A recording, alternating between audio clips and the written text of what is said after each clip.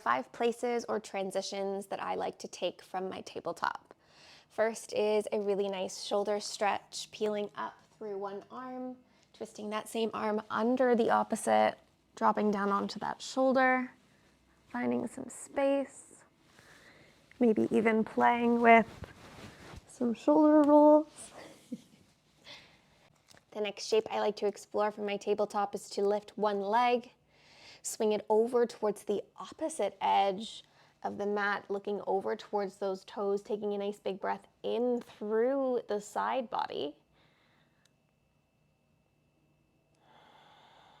From here, the next shape I like to do is to swing that same leg all the way over to its side, kicking it out like a kickstand and shifting backwards kind of to like a half child's pose and shifting forward.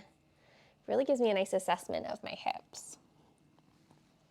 The next shape I love to take from my tabletop is a pigeon. So I will just tuck one knee in towards the nose, kick one foot, or kick that said foot out towards the opposite side, drop that shin, and find that pigeon pose. And the fifth shape we're going to take from a tabletop today is going to be a little bit of a side plank stretch situation. We're going to start to put all of the weight into one hand, one knee.